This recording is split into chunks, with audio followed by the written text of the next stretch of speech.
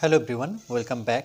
Study ম্যাথমেটিক্সে প্রত্যেকে স্বাগত জানিয়ে ক্লাস 9 থেকে আমরা চ্যাপ্টার 18 পেজ নাম্বার 259 আজকে ভিডিও পার্ট নাম্বার 26 করব। বৃত্তের ক্ষেত্রফল এরিয়া অফ সার্কেল থেকে কোষে দেখি 18 থেকে লাস্ট ভিডিওতে আমরা 3 দাগেটা করেছি, আজকে আমরা 4 দাগের অঙ্কটা করব। আমাদের পাড়ার বৃত্তাকার খেলার মাঠটি বেড়া দিয়ে ঘিরতে প্রতি মিটারে 21 টাকা হিসেবে 924 টাকা খরচ হয়েছে। মাঠটি ত্রিপল দিয়ে ঢেকে দেওয়ার জন্য কত বর্গমিটার ত্রিপল কিনতে হবে হিসাব করে দেখি। এই যে কত বর্গমিটার, ওকে, পুরো ঢেকে দিতে, তার মানে সেখানে কিন্তু ক্ষেত্রফল বের করতে হবে।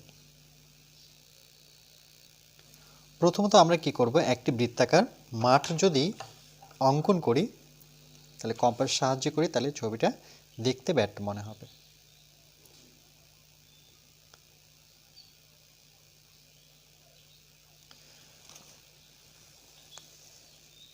ওকে, এটা ধরে নাও একটি বৃত্তাকার মাঠ, যার কেন্দ্র সেন্টার পয়েন্ট হচ্ছে এটা। বলছে যে আমাদের পাড়ার বৃত্তাকার খেলার মাঠটি বেড়া দিয়ে ঘিরতে, তাহলে বেড়া দিয়ে ঘিরতে আমরা সাইড দিয়ে ঘিরবো নিশ্চয়ই। বেড়া দিয়ে ঘিরতে প্রতি মিটারে 21 টাকা হিসেবে খরচ হয়। তাহলে আমরা শুরু করবো এভাবে। প্রথমত দেখো, প্রতি মিটার মানে কি? প্রতি মিটার বলতে কিন্তু 1 মিটার বোঝায়। তাহলে আমি এখানে লিখে দিচ্ছি যে প্রতি মিটার এর কথার অর্থ হচ্ছে 1 মিটার। 1 মিটার তার মানে কি প্রতি কথার অর্থ হচ্ছে 1। প্রথমত এটা জানতে হবে। তাহলে এই লাইনটাকে যদি আমরা ঘুরিয়ে লিখি, প্রতি মিটারে খরচ হয় তার 21 টাকা, তার মানে কি বোঝা যাচ্ছে 1 মিটারে খরচ হয় তার 21 টাকা।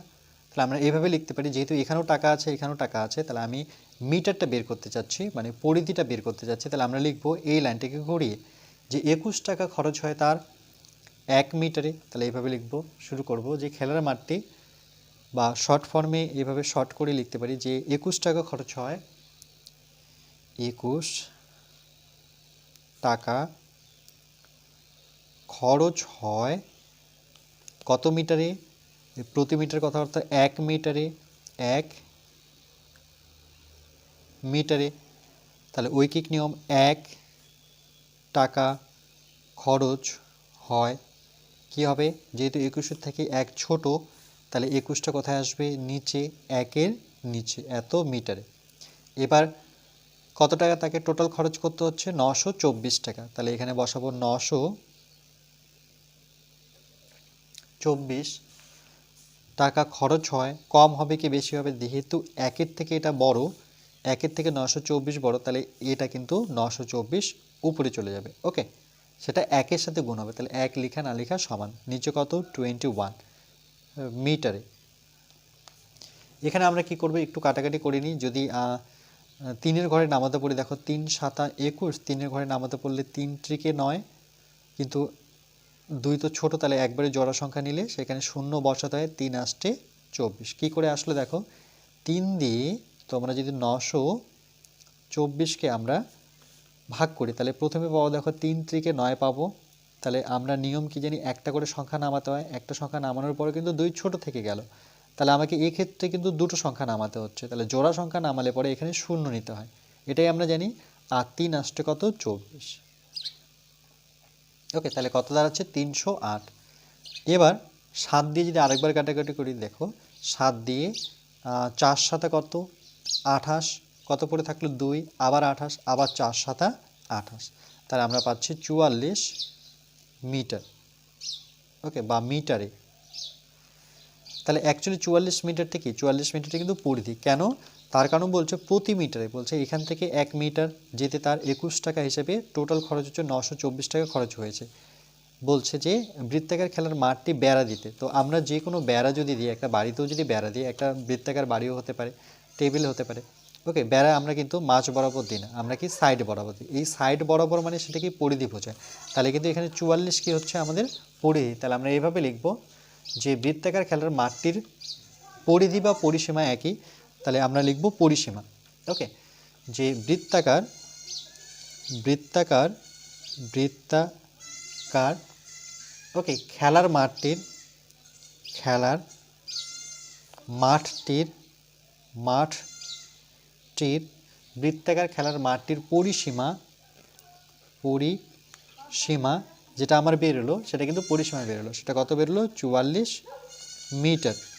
ওকে, এখানে লিখবো আমরা 44 মিটার। ক্লিয়ার? তাহলে বৃত্তাকার খেলার মাঠটির পরিসীমা কত 44 মিটার।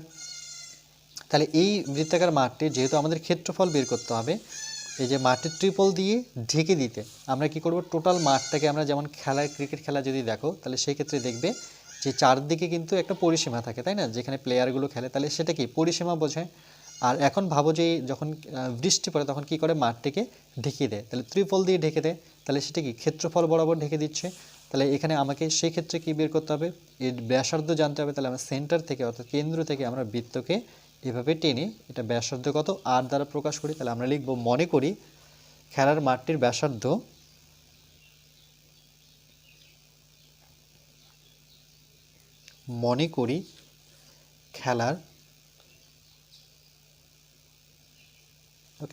খেলার মাঠটির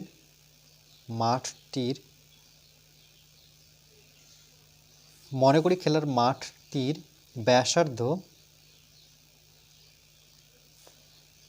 আমরা কত ধরলাম, আর একক নেব মিটার। ওকে, তাহলে খেলার মাঠের ক্ষেত্রফল কি হবে, না ক্ষেত্রফল নয়, আগে পরিধি বের করতে হবে, রাইট, পরিধি, কেন এই দুটোকে সমান করলে আমরা আর এর মান পাবো। তাহলে আমরা লিখব খেলার মাঠটির পরিধি, সুতরাং খেলার মাঠটির ওকে পরিধি, আমরা কি জানি একটি বৃত্তাকার মাঠের পরিধি কত থাকে 2 পাই আর, তাহলে এখানে কিন্তু 2 পাই আর বসাবো, এত মিটার। আর এখানে যেটা বেরিয়েছিল সেটা কিন্তু পরিসীমা বেরিয়েছিল বা পরিধি বলতে পারি। ওকে, পরিসীমা আর পরিধি কিন্তু একই, তাহলে এই দুটোকে কি করব, সমান করব। তাহলে লিখব শর্তানুসারে, এই ক্ষেত্রে এটা আমরা জানি সূত্র বলে, আর এখানে কিন্তু আমরা এইভাবে ক্যালকুলেশন করে মানে হিসেব করে 44 পেয়েছি, সেটা কিন্তু পরিসীমাতে, দুটো পরিসীমাকে আমরা সমান করব। তাহলে 2 পাই আর ইকুয়াল টু আমরা কত পাচ্ছি 44 অর্থাৎ 44, এটার সাথে এটাকে সমান করব। এই ক্ষেত্রে আমরা কি করব, দেখো 2 লিখব, পাইয়ের মান আমরা কি জানি 22/7 সঙ্গে আর সঙ্গে 44, তাহলে আর ইকুয়াল টু কত পাবো, দেখো প্রথমে 44কে লিখব, গুণন দেব, এই তো একটা 2 সংখ্যা আছে, তাহলে এর নিচে কিছু নেই বলতে 1 ধরে নিই, তাহলে এই ভগ্নাংশটা বা এই সংখ্যাটা এদিকে আসলে 1 চলে যাবে উপরে, 2 আসবে নিচে। ঠিক একইভাবে দেখো 7 চলে যাবে উপরে আর 22 হবে নিচে, মানে যেটা হর ছিল সেটা লব হয়ে গেল, যেটা লব ছিল সেটা হর হয়ে গেল। তাহলে এখানে দেখো 22কে আমরা যদি 2 দিয়ে গুণ করি তাহলে কত দাঁড়াবে, দেখো 22কে 2 দিয়ে গুণ করলে সেটা 44 হয়, 2 কেটে দিই, তাহলে আর ইকুয়াল টু কত দাঁড়াচ্ছে 7। ওকে, তাহলে খেলার মাঠটির ব্যাসার্ধ কত পেলাম, তাহলে লিখব যে খেলার মাঠটির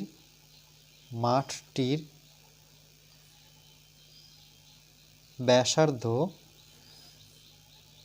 7 সেমি, সরি মিটার, একক আছে যেহেতু মিটার, তাহলে মিটারই বসাতে হবে। তাহলে খেলার মাঠটির ব্যাসার্ধ হচ্ছে 7 মিটার। তাহলে যেহেতু ট্রিপল দিয়ে ঢেকে দিতে হবে তাহলে আমাকে ক্ষেত্রফল বের করতে হবে। ওকে, তাহলে আমরা লিখব, আর এখানে দেখো বর্গ মিটার আছে, এই লাইনটা দেখেও বুঝতে পারো যে ক্ষেত্রফলই বের করতে হবে, কেন বর্গ কখন আসে ক্ষেত্রফলের ক্ষেত্রে। তাহলে আমরা লিখব খেলার মাঠটির ক্ষেত্রফল, সুতরাং খেলার মাঠটির ক্ষেত্রফল, আমরা কি জানি যে বৃত্তাকার যেহেতু ছবিটি, তাহলে তার ক্ষেত্রফল সবসময় মনে রাখবে এটা সূত্র পাই স্কোয়ার। ওকে, তাহলে এখানে বসাবো পাই আর স্কোয়ার। এবার দেখো যেহেতু ক্ষেত্রফল লিখছি তাহলে বর্গ মিটার কথাটা লিখতে হবে আমাকে, বর্গ মিটার। পাইয়ের জায়গায় আমরা মান বসাবো, পাইয়ের মান হচ্ছে 22/7, আর এর জায়গায় কত বসাবো, আর এর জায়গায় আমরা 7 বসাবো, তার উপরে স্কোয়ার যেহেতু আছে এটা বর্গ মিটার, ইকুয়াল টু 22/7। ওকে, আর এখানে দেখো 7-এর স্কোয়ার বলতে দুটো 7 বোঝায়, এত বর্গ মিটার। এই 7 কেটে দিই, তাহলে 22 এর সাথে আমরা গুণ করব 7 এত বর্গ মিটার। তাহলে দেখো 7 দুগুণে 14, 4 হাত থাকছে 1, 7 দুগুণে 14 আর 1 15, তাহলে কত দাঁড়াচ্ছে 154 বর্গ মিটার। ওকে, এটাই তো আমাদের উত্তর। তাহলে আমরা এইভাবে অ্যান্সার লিখতে পারি যে মাঠটি ট্রিপল দিয়ে ঢেকে দেওয়ার জন্য তার 154 বর্গমিটার ট্রিপল কিনতে হবে। তাহলে কতটুকু ট্রিপল কিনতে হবে, তাই লিখব যে মাঠটি ট্রিপল দিয়ে ঢেকে ট্রিপল দিয়ে ঢেকে দেওয়ার জন্য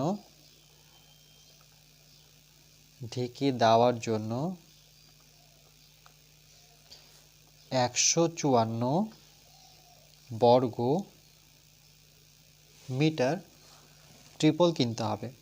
ট্রিপল কিনতে হবে। ওকে, এভাবে উত্তর লিখতে পারো।